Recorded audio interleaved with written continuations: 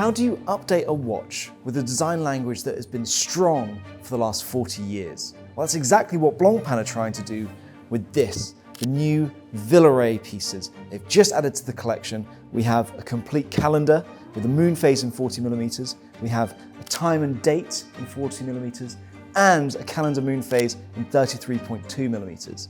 Now, these watches have had subtle tweaks to ensure they keep the essence of the Villeret line still alive, but updated for the modern era.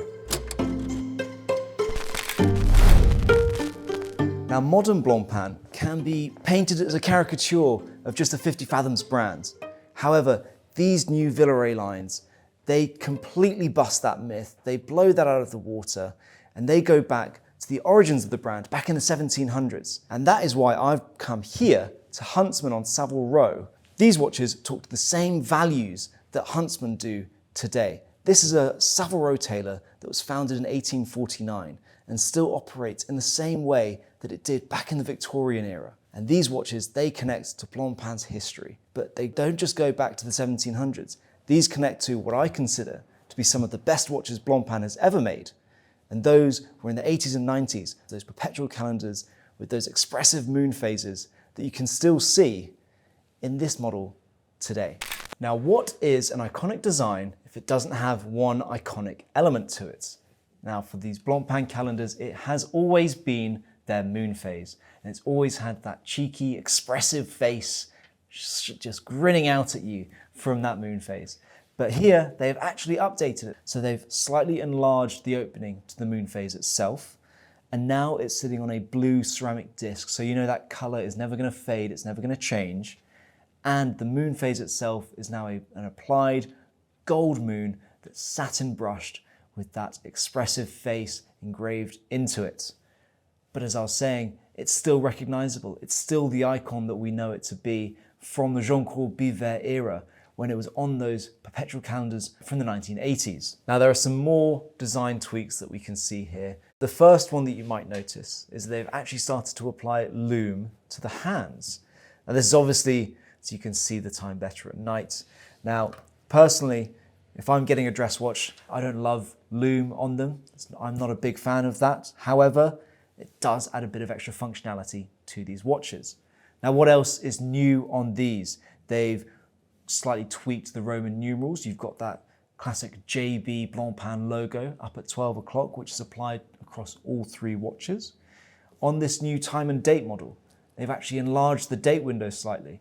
So it's a lot easier now to read the date, which is a complaint we often get when you've got a small date window on these watches. We also have two new dial colors entering the range. We have this lovely, clean opaline with its sort of golden hues that's really crisp, it's really clean. And next, we have this golden brown with its sunray finish that just makes the light dance across it. And I'm kind of obsessed with this one, especially when you match it with this 18-karat red gold case. The next update they've done is to the case designs themselves. On these 40mm models, they've really opened up that dial a bit more. So they've thinned these bezels out, they've shaped the lugs a little bit more so it hugs the wrist. And it just adds a little subtle touch. When you've got these dress watches, that's all you need. You don't need to reinvent the wheel.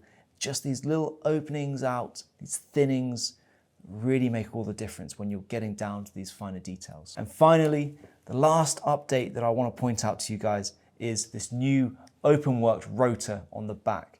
Now, I'm a big fan of this, as I've visited the Blancpain manufacturer in the past, and I've seen the work that these guys do into the finishing of their movements. And when you've got an automatic movement and a solid rotor, you can't see half the movement half the time. So opening up that rotor really helps shine a light on that movement and its finishing.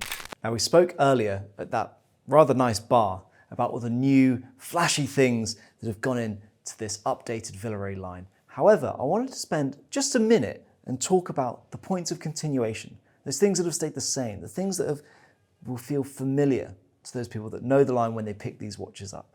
Now, the first point to talk about here is the movements. Now, the movements haven't actually changed, but as the old saying goes, if it ain't broke, don't fix it. And I think these movements are fantastic. They're reliable, they're sturdy, and they're finished to the nines. Now, the next thing that have stayed the same, that has always been a fantastic element of these Villeret calendar watches, is the under lug correctors.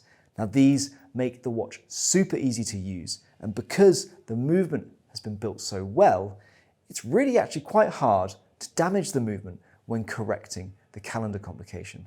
And that's always been a complaint of perpetual and annual and complete calendars, is that they can be very fragile. You can be very scared to actually correct the dates and the month on them. But with this movement and these underlug correctors, it just makes it really easy for you to correct them anytime, any day, anywhere. Elegance, craft, and tradition. Those are the three core foundational elements that make up the Villeret line.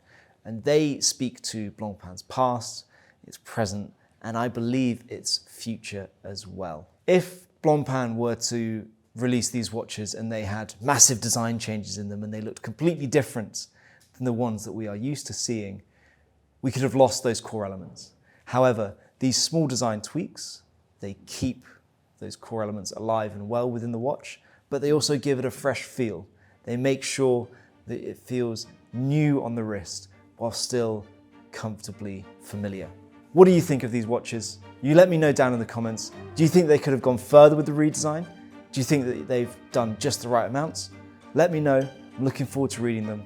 And as always, hit that like and subscribe button to see more watch reviews just like this one.